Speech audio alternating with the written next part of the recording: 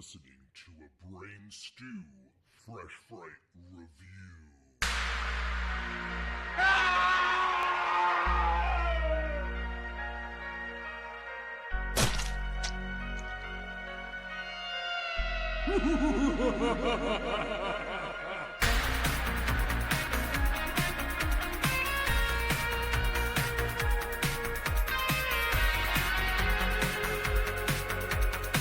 What's up, creeps? Welcome to another Epic Film Guys Fresh Fright review. I'm Justin.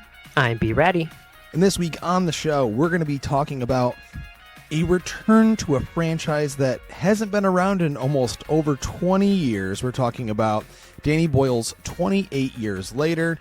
We're almost, 22, 23 years removed since the original 28 Days Later, B-Ratty? Yeah, crazy. I mean, it released in England in November of 2002 and the U.S. At the end of June 2003. Then, of course, there was 28 Weeks Later in 2007, which some people do enjoy, some people do like it. I never cared for it. I always thought it was extremely mediocre in comparison to the amazing, I would say, almost legendary first film that kind of reinvigorated the zombie genre in a modern sense.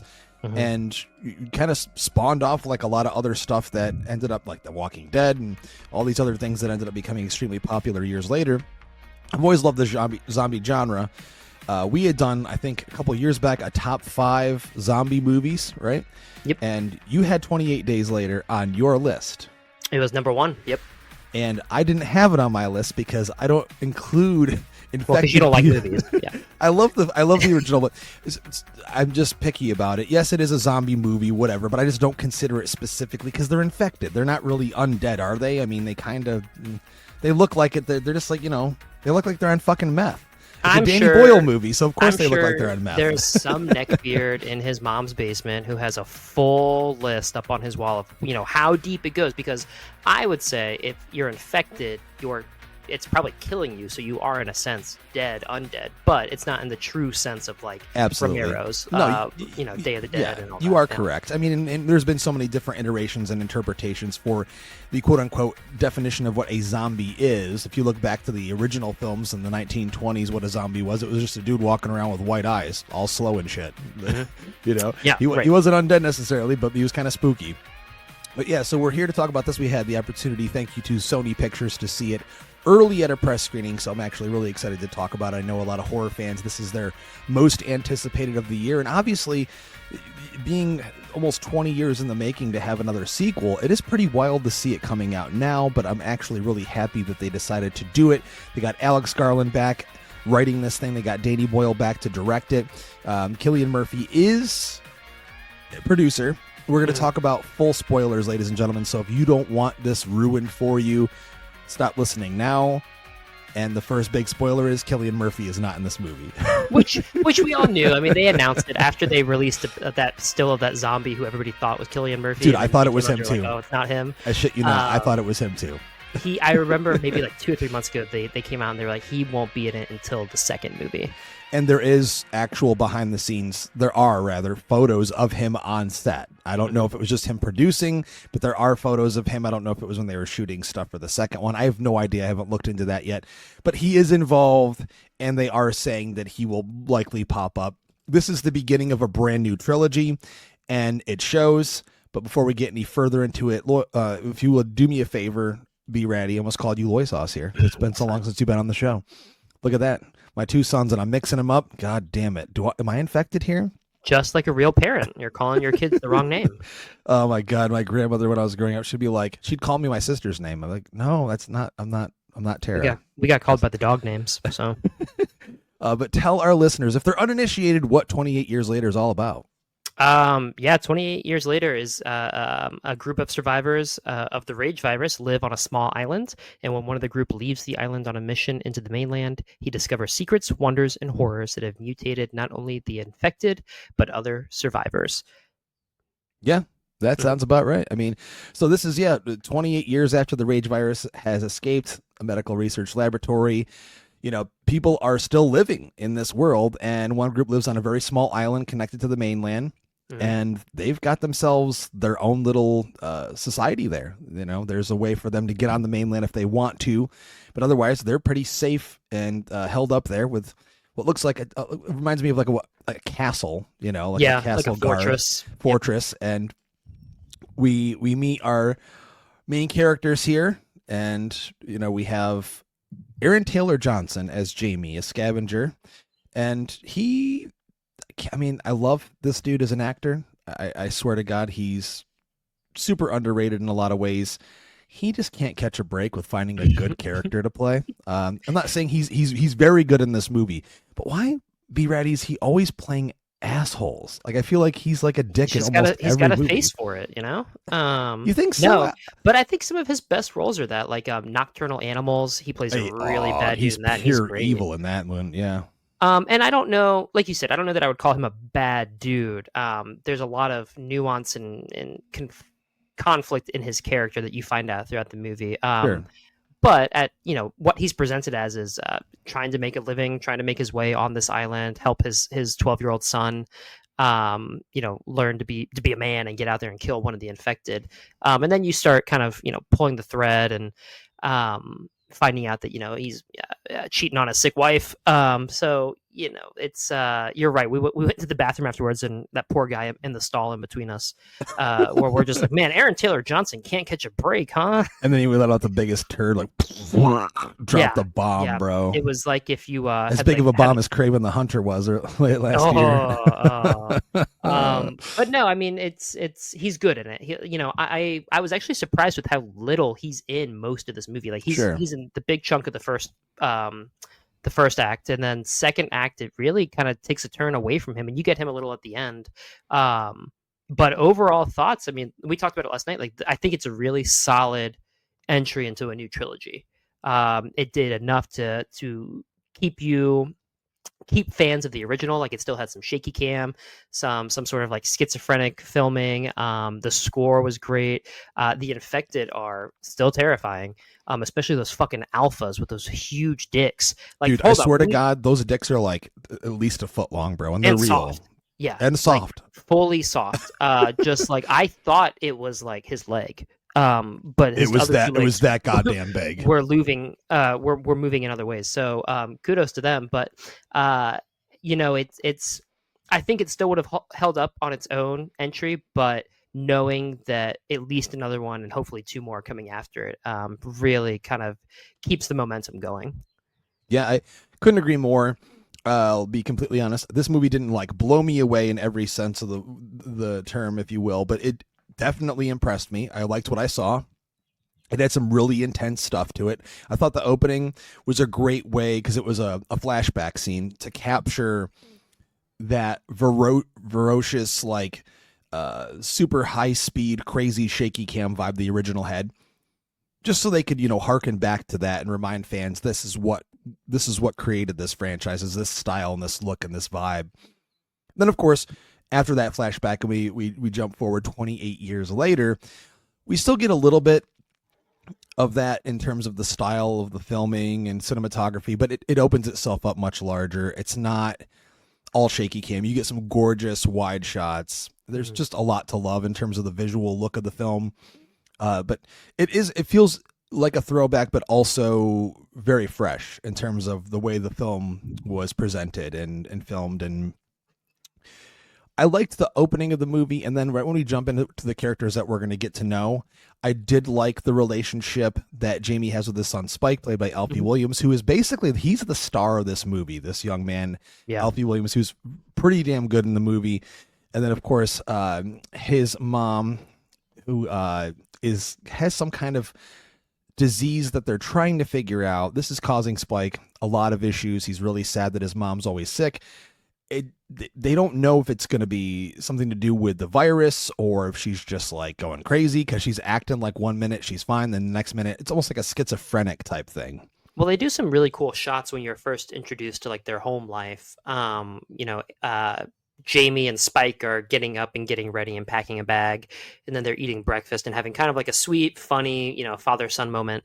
and then the camera cuts to Isla's room where she's like roaring and knocking things down. And it's just that close up of like her eye and her hair everywhere. Yeah. So it's almost like it wants you to think that she has maybe some sort of half rage infection, because that's what I immediately thought. I was like, all right, well, maybe there's like on this island they couldn't escape some of it, but if you quarantine like it could be like a new strain or something that could start infecting yeah. people in a different way, where you're like half there and half not. Yeah, I get because one of the things from 28 Days Later, and I think that is a masterpiece of a movie.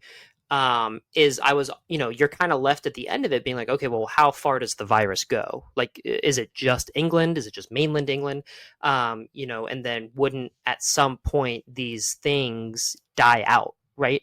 So I like that this movie kind of approached that head on and was like, yes, it is just England. There's a quarantine in effect. Like they talk about French and Swedish boats like patrolling the waters. But the islands that, our main characters are on, the tide comes in and out, and they have a walkway to the mainland where they can get, extra food, they can forage, they can cut down the trees for kindling, for wood, for anything. But, they have watchers, so, you can only get in and out at certain points. So that leads us to Spike and Jamie going out onto the mainland because it's like a rite of passage. Jamie wants to take Spike so that he can kill his first infected, start desensitizing him to that. And everybody's like, well, he's kind of young, he's 12. That's typically like a 14, 15-year-old thing for maturity. And Jamie's like, no, we're going to take him out anyways. I'm going to do it. He's ready. So they go out. And man, you get these, like you said, gorgeous shots of cinematography of just the rolling hills. You're feeling like Spike seeing it for the first time. Just this grandeur. And well, he is, because he's never left that island. Yeah, and putting yourself in that perspective of all is a small island with walls, and like going out and seeing these deer, right? These awful CGI deer, but seeing these deer. And that needs to be brought up though, but. Yeah, but then you get your first encounter with the modern rage infected I'm gonna call them zombies, but and they're go ahead. No one's gonna be against you for that. Slugs crawling, like it reminds me of I don't know if you ever played it, but I played Left 4 Dead a lot as a kid. And they had like 4 different types of zombies. They had like the hunter, they had the prowler, they had this, I forget what they called him, but he was like this big fat one that like if you killed him, he like exploded and called all these other zombies to you. But anyways, that's what he thinks. You're this thing's like crawling up this hill trying to eat worms in the most grotesque way. And that's when the sounds they make too. Oh man, that was some great sound design right there. That was trying to eat that worm. But what I like about this too is that when Spike gets his kill, you get these really interesting shots where it's almost like a slow motion, the arrow going into the head, like a video game, like like in Grand Theft Auto, you would kill somewhere, you'd get killed, and it'd be like wasted. It was almost like that for the zombies, and I really enjoyed it. I thought it kind of added an extra layer to everything happening. Yeah, those were amazing, and it might be a little bit off-putting for some people, and they don't do it for every single kill throughout the whole movie. But I think in the first act, more or less, they did it a lot more, where it slows it right down, and it does this weird shift to the shot and the angle. And then you see like an arrow going through a neck or an arrow going through a head or through a chest or something. And it did feel like a video game. It felt like, when you're playing a first person shooter and you have the target on them and it just slows down when you shoot them you get to see the kill shot or whatever, which is really cool. Actually, I didn't dislike it. I thought it was actually very interesting and added a little bit of momentum to those sequences. But yeah, we see Spike. He gets his first kill. He's obviously apprehensive. He's still frightened. It's his first time on the mainland. He's just a 12-year-old boy. He's been being trained. It shows there's scenes where you see these young children being trained with bow and arrow. That's like their main weaponry, their main source of anything they have to defend themselves is basically bows and arrows, which I like that. And they juxtapose those scenes of that training with like old footage of like old war footage. I was going to bring that up because I also really loved that, because it's actually the recording, the voice you hear is an old poem called Boots by Rudyard Kipling. You might know him because he did Jungle Book. I know you love that movie. But it's read by the actor Taylor Holmes in 1915. So that's what you're hearing. And then the repetitive rhythm imagines the march of British soldiers during the Boer War. And this recording that we're hearing of the poem is used or was used by the U.S. military to simulate the type of psychological distress you would have by being held captive. So I thought it yeah. worked into this beautifully. Because that also, when that's happening, even from the trailer, like you'll all know this, it's that kind of like counting cadence that you're seeing that's playing over the scenes. And it definitely kind of put me in a position of not psychological distress, but I was sitting there like, oh man, like what the fuck is happening? Like this is kind of an assault on the senses. But I thought it was great for it. Absolutely. And that's what Danny Boyle's trying to do here, and he's very good at doing an assault on the senses. I will say this movie doesn't do it nearly as much as the original did, or some of his previous films did. And I think it's because that he does hold back a little bit on that harsh style that was presented in the first movie. Does not look super low grade here. I know the original is coming out on 4K Ultra HD, which makes no fucking sense because it was not shot anywhere near that resolution to be transferred over. I'll still take a look at it maybe. I mean, the thing that sucks is I used to own it on DVD, and when I was selling off all my DVDs to just get Blu-rays in 4K, I was like, oh, I'll grab that eventually. And then it went out of print, so I went to go watch it recently, and I was like, oh, I don't own it anymore because I sold the DVD. And then, of course, Sony had it not available on any streaming service anywhere for like however long, or available to buy. So I guess it's available now. You can stream it, you can rent it. And a new edition is coming out on home video, which is awesome. So, that's why I didn't get a chance, leading up to this to revisit the original. But I will say, you don't necessarily even have to see the original, and you definitely don't need to see the sequel, I don't think, to be able to enjoy this movie or go into this blind and still watch it as its own thing. Yeah, no, for sure. I mean, I think there's definitely some benefits of knowing the original plot line and knowing what's happening. But in terms of, being able to just kind of be dropped into the audience and watch this, you can watch it just as a zombie apocalypse survival movie. And so getting back to the movie, after Spike gets his first kill, we see another slow one has come up behind them and goes to kill them. And there's this cool sequence where there's more kills, and you see that Jamie kind of knows his shit. But as they're walking out through the field, they see the fucking Alpha. And that's a beautiful shot right there, because it's like a hill. We're getting a beautiful sunset. The sun is starting to go down. It's got this gloomy look to it, but still gorgeous. And you see that the silhouette of all of the infected up there on that hill, and you see the Alpha just like bold and badass. Mm-hmm. And he, you're kind of getting this this lore that Jamie's telling Spike, but also the audience, like, alphas are different, they're smarter, they're faster, they're larger, but they can also, they're not just mindless. So, the Alpha controls the other ones, and he roars, and they all run after them. So Spike and Jamie go running, and that's a really good sequence. And, Spike is being 12 and missing all his shots, but they end up getting to this house where they can see the Alpha. The Alpha is not moving from his spot. And that's where Jamie's like, hey, he's not, like, he's going to wait. So we have to wait too. And then we have to wait until the tide goes back out. We can run back and run across. Yeah, because that's the whole thing with the island they live on.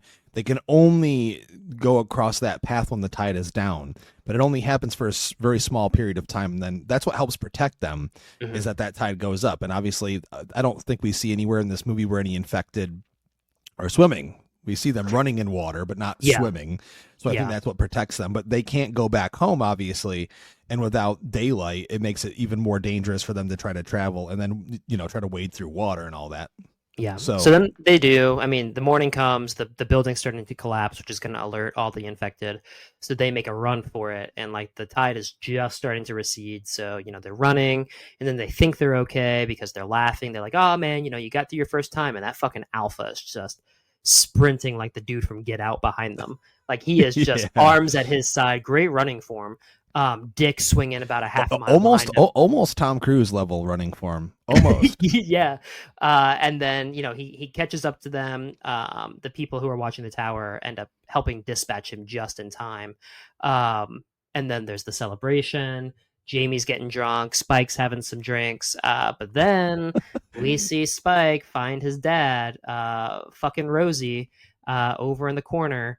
And then he goes home, and, there was a fire. Let me back up a little bit. There's a fire that Spike sees while they're on the mainland. And he's like, oh, what is that? And Jamie's just kind of dismissive. And he's like, don't worry about it. Like, it's nothing. It's just a fire.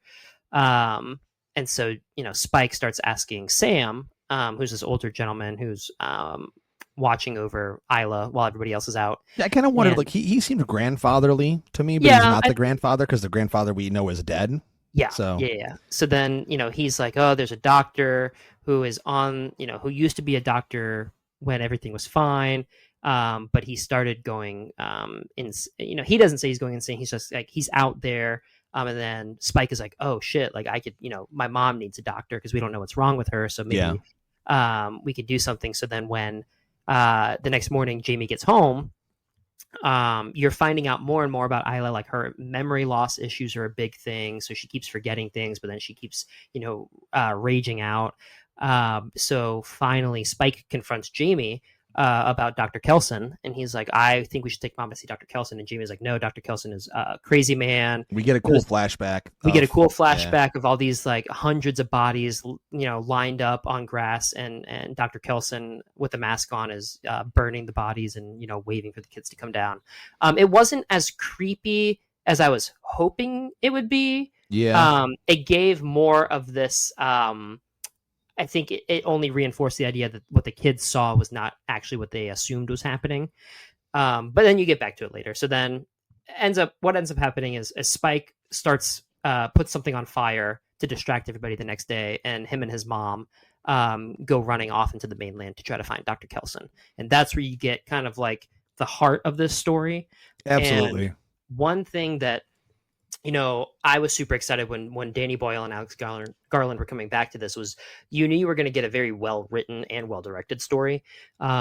This is, I think, like you alluded to at the beginning, people who want to come into this and get just a straight up gore fest probably won't be extremely satisfied. There's gore in it, but this is really like a human driven story, like the interactions between people. The fear of not knowing, then the fear of knowing what's happening, the fear of loss, and then how you kind of navigate through that in this fucking hellscape with infected around you. And that's when this part really kicks off. And I think that second act and third act are the strongest parts of this movie. Yeah, I wouldn't disagree with you on that at all. And it's really just about a boy and his mother, and the bond that you have with family, especially living in this environment, this situation, this society that they are stuck in, where all you really have, especially this society, is your family. There is, which we see revealed later on from another character, that there is a world out there outside of this where they're delivery drivers. There's normal people that have cell phones. Like, everything is still in existence, that technology has moved forward. The world around this has moved forward. And it's going to be interesting to see how much they reveal of that in the sequel and maybe possible third film, because we know it exists, but we're presented this small society here to show what a very small group of people have done in the past 28 years and what they've done to succeed and still remain alive. Mm-hmm. And knowing Spike, and he wants to help his mother. He has this issue now with his dad because he's like, oh man, I saw you making out with Rosie. Like, do you want mom to die? Because then you're just going to get with that chick. Mm-hmm. I mean, yeah. I could kind of empathize a little bit with Jamie. They don't know what's going on. They don't have a doctor there, and his wife is literally like at times shrieking at him for no reason, forgetting things constantly. But hey man, when you say those fucking vows, man, mm-hmm. in sickness and in health, bro, they say it for real. It's there, so that's kind of part of the deal. But yeah, I sympathized with him up until the point that he cheats on his wife. True. Like, I was like, oh man, that sucks. Like, it would. I think anybody who has gone through, like, I watched my grandmother take care of my grandfather with Parkinson's for years. And, it's something that you can be like, man, that is a weight, but she never did anything like that. Or if she did, we don't know about it.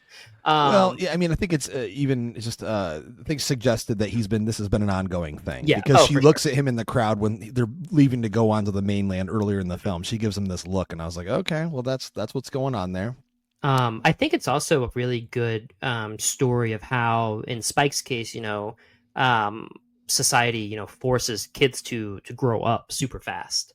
And now this is of course, a made up situation, post-apocalyptic, infected, but, while he's taking care of his mom, he's trying to get her better. He's trying to be the man who's watching over her while she sleeps, and failing because he's a fucking 12-year-old kid who is getting tired and falling asleep. Yeah. He's forced to deal with these situations and life experiences at a very young formative age, that, it makes you think, like, how often do we just do that in general?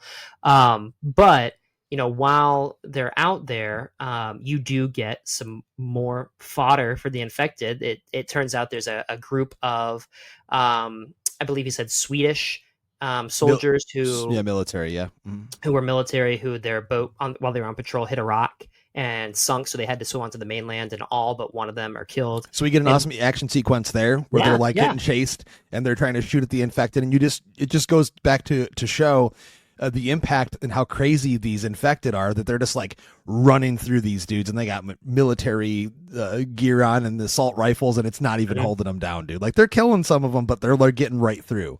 Yep. And the one guy ends up getting loose, and I think his name is Eric. Yeah. Yep. Swedish NATO soldier assigned to the North Sea.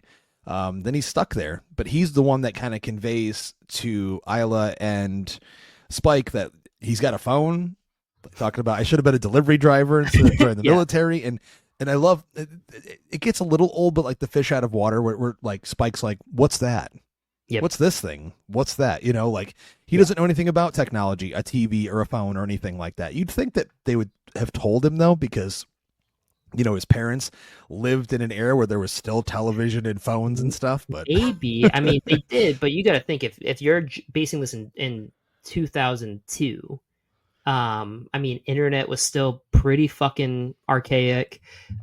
Phones were all bricks. You weren't having smartphones like then. So, I mean, it's also, there's got to be, and I'm sure we'll get it in the next one, a level of don't talk about the past because, it's gone. We're never going to get it back. Why even think about it?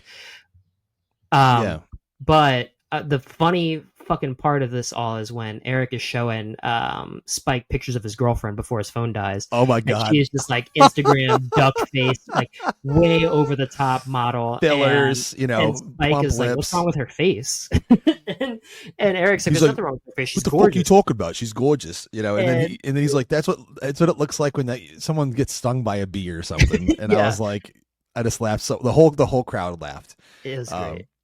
Oh man! But then, unfortunately for Eric, they're still trudging along, trying to get to the smoke, which is getting closer and closer. Yeah, they're on their way. The whole mission is to get to Dr. Kelson. Mm-hmm. And then Isla ends up taking them into like this abandoned train, where there is an infected who is like 10 months pregnant.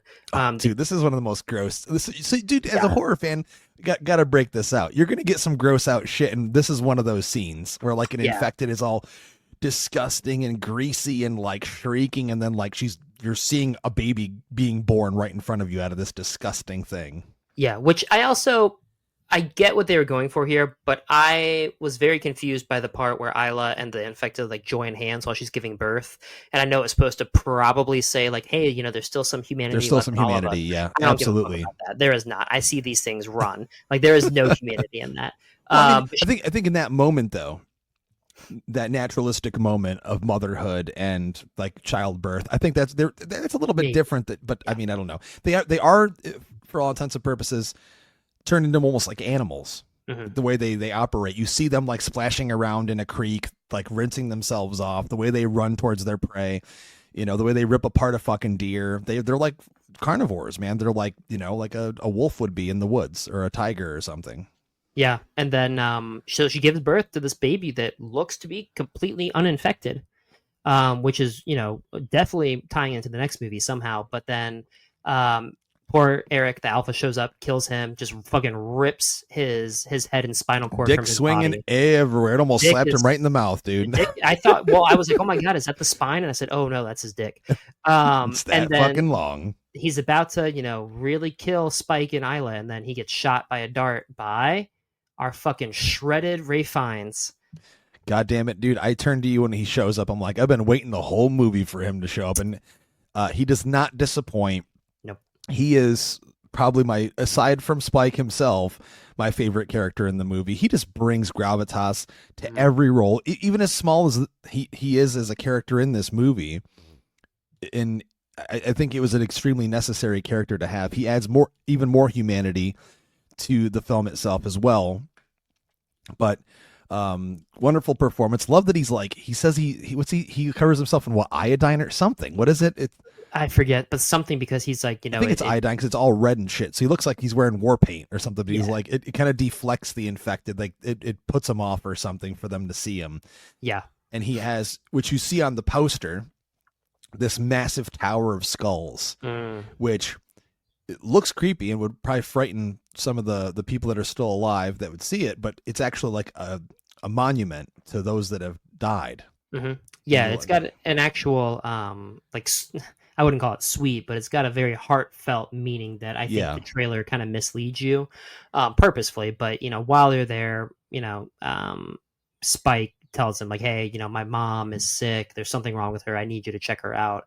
And through the course of this, Dr. Kelson, who is Refines, says, hey, like, unfortunately, even though I need all this equipment really to give you a proper diagnosis, but your mom has cancer, and I can feel the masses in her arms, on her breasts, like it's either gone to her brain from her body, or it's spreading from her brain to the body. Mm-hmm. And he was like, it's going to happen, soon.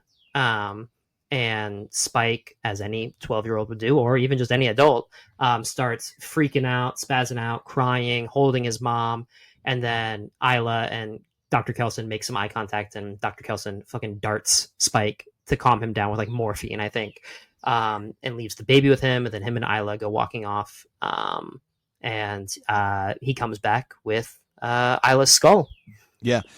Pretty intense moment, pretty emotional moment. I definitely felt every second of that for sure. Mm-hmm. This movie is extremely human, and I felt all of those moments. Those resonated with me and connected with me a lot more than just me being there as a horror fan wanting to see, infected get killed, or them eating people alive, or ripping out spines. That stuff was all great and everything.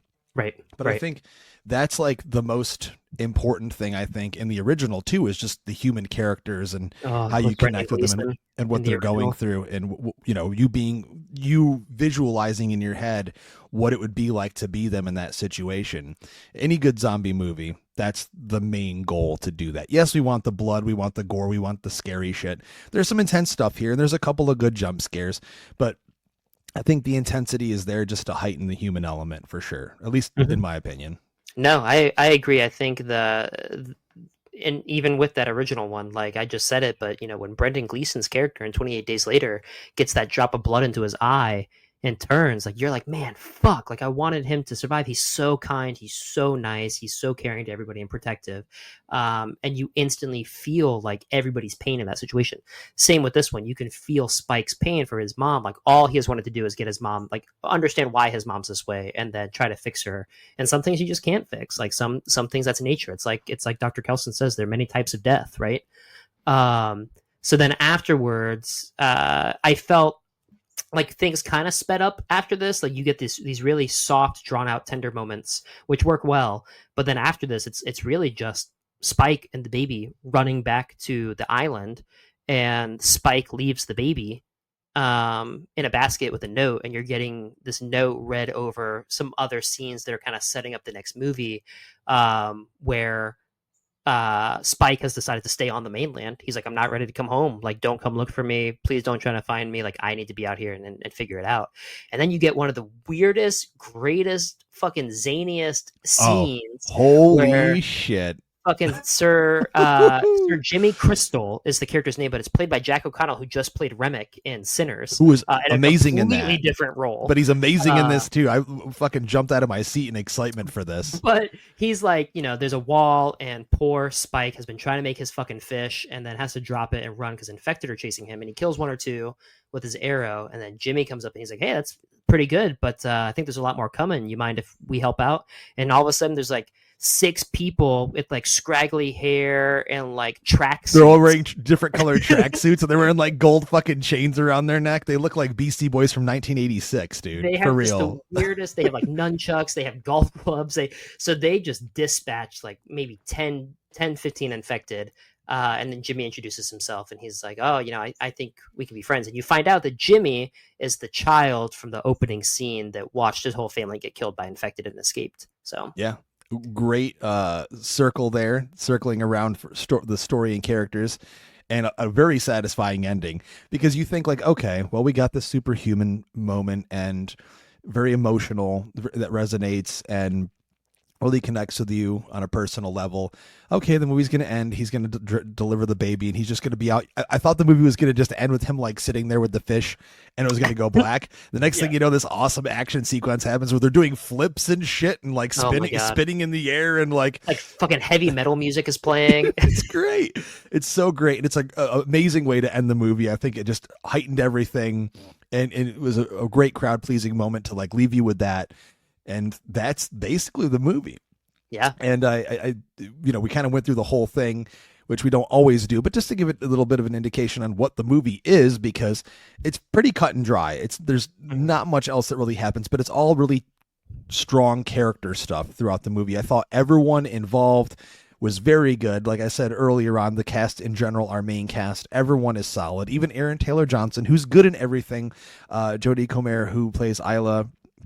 Obviously we already said Ray Fiennes, dude, always amazing. And of course, Jack O'Connell, who just shows up and steals the show at the end of the movie. Everyone here is very good. Alfie Williams, again, who plays Spike. And I think the guy who plays the Alpha, Chi Lewis Perry.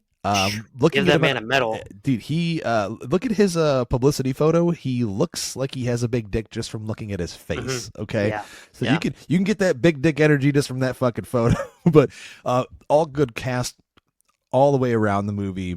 Like you said, great score, amazing cinematography from Oscar winner Anthony Dodd Mantle. Amazing work all around in the movie. And I'd say crowd pleasing enough.